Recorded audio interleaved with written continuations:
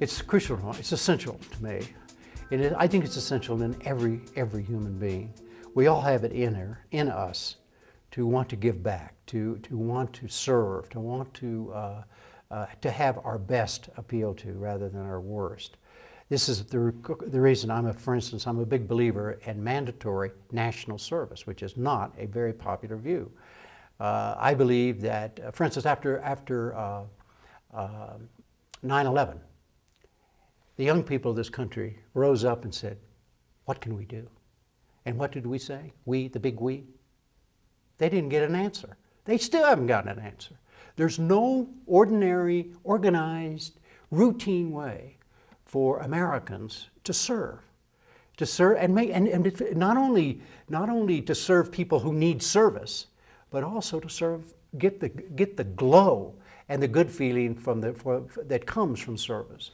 And I served my 3 years in the Marine Corps, changed my life as viewing that. Just about everybody I knew before I went to the Marine Corps looked exactly like me, talked like me, thought like me. I had never been on an airplane before. Mostly all my travel had been in Texas, Kansas, and Oklahoma, and on buses and stuff like that. And suddenly here I was in the Marine Corps. Then I was on an airplane. I was suddenly responsible. I was a platoon leader. I was responsible for other people, their safety, their comfort. And the guy on the right, the guy on the left, we were all dependent. And it didn't matter who he was, or what he looked like. We were all together. And the lessons of service, of what it does to your sense of self, what it did for me, and everybody I've talked to is that I'm not talking just about the Marine Corps or the military, but service itself is a really satisfying experience. And but there's some kids, it's all well and good to say, well, you go out and volunteer. You're going to tell some kid who who can't even afford to go to school, he's supposed to go volunteer? That sounds great, but he lives in a home with an income of $20,000 a year, and he's supposed to volunteer too. In addition to that, no, kid's got to work. He's got all this sort of stuff, and most volunteer service is performed by upper middle class Americans who can afford it, who their parents can afford for them to volunteer. And so that's why I'm a big believer in mandatory. It could be a military option, but everybody could choose what they wanted to do. And we could figure out a system similar to the GI Bill where you could get schooling credits and all that sort of stuff. It's because here's the problem. I was talking about shared experience in the news. We have so few shared experiences now as Americans. We do live in our little places, and I've been fortunate not only because I was a Marine, but because I'm a journalist. I've seen all kinds of people, but I've also seen all kinds of people who never see all kinds of people, and they're all cliches. And to me, there is no such thing as a cliche about an individual, whether it's a racial cliche or a gender cliche. I've worked and lived with all kinds of people. And if you have mandatory national service, where it could be a Peace Corps, it could be a neighborhood corps, it could be a police corps, it could be a teacher corps, whatever. And it could be in conjunction, yes, the federal government could be the instrument, but it could be in conjunction with volunteer organizations and with private enterprise and all of that. But everybody has to serve, boys, girls, all kinds of, whatever your capabilities are physically or mentally, for a couple of years. And I think it would suddenly we would all be together forever. Because once you've done that, you see, my 3 years ended it for me. In other words, it opened my eyes forever. Those cliches never came back, and they never will for me. And I just wish that everybody had that experience. I didn't mean to make a speech here, but it's really important to me. At the risk of sounding political, because I don't mean this politically at all, I think some of the awful things that have happened in our country recently are the result of our not having shared experiences as citizens of all races, creeds, ages, sizes, abilities, and whatever. We go to war, just a certain number of people. do the fighting for us. And the rest of us aren't even affected. On Iraq, I asked the President of the United States in an interview I did. I said, Mr. President, you've said this war against terror is the single most important thing that's come in this country, I mean, you know, to the United States of America, centuries. Why have you not asked all of us to participate? Oh well, it's not. I don't mean to put the president down. It's just that the thinking isn't that you have to sacrifice when there is a situation that arises like a war or Katrina. Katrina comes. You remember how everybody rose then too. It's, oh well, what can we do about Katrina? Go to New Orleans today. Go to the shoreline of Mississippi today. Misery is still there.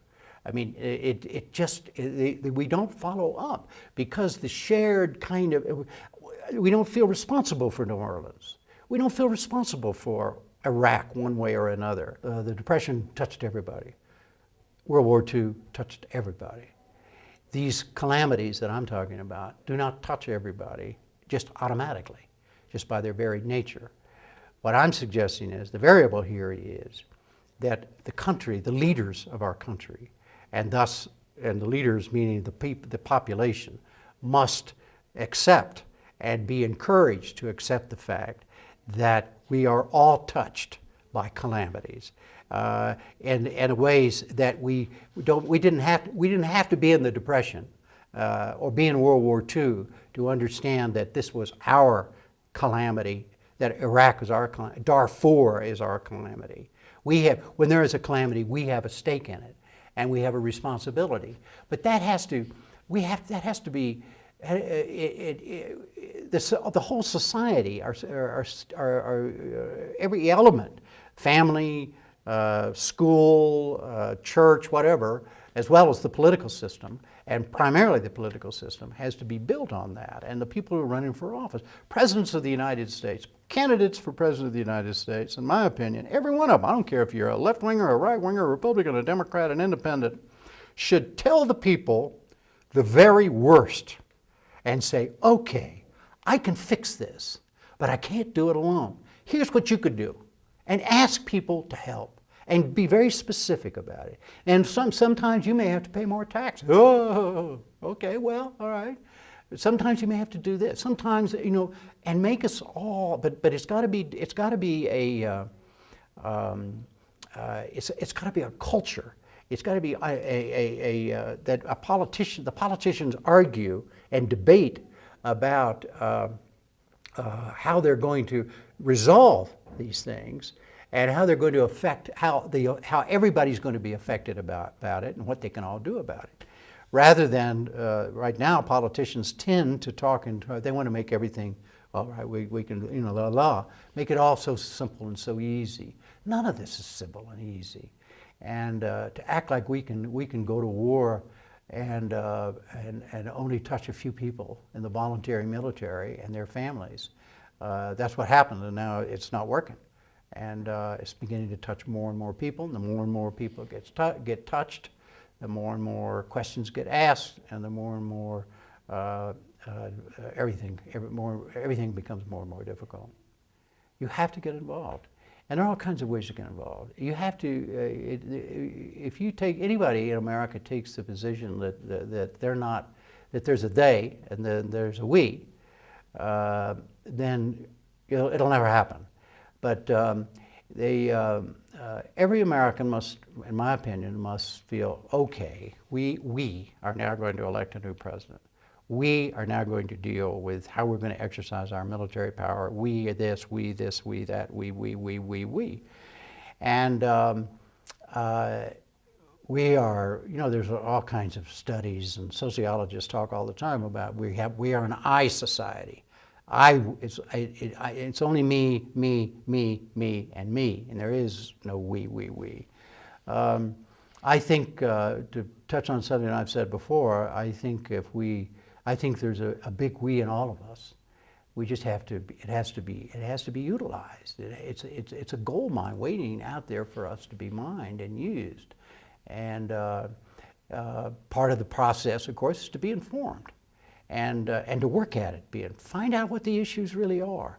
There are ways, it's all there. If somebody says to me, oh, well, I don't even know what's going on about that, I mean, nobody ever, the media doesn't do it. And I say, what is it? What is it that the media hasn't told you? Well, they haven't told me about it, and the guy tells me everything about this particular story. And I said, well, if the media didn't tell you, how did you find out about it? Oh, well, I heard it on NPR. So, oh, well, so I guess the media did tell you. But at any rate, my point is that if you don't, first, the thing that leads to activism and anything, whether it's political activism or any kind of activism, it's knowledge, it's information. If somebody says to you, you live in a neighborhood, and somebody knocks on your door and says, they're going to build a 7-Eleven store right next to your house, and you've never been active on anything in your life. Suddenly, you're an activist. You want to keep that 7-Eleven store next to your house. But you could keep moving that back. You go to the state capitol. Well, the state government, you know what they want to pave all the pastures north of Goodland, Kansas, or something like that. Oh my God! Hey, I'm an activist. But the information, you have to find out things first. You have to care enough, or somebody has to tell you about it, and out of that knowledge, out of the information, comes concern, and comes action, and comes resolution and togetherness. Yeah, sure, we're going to argue about it, but eventually things get resolved.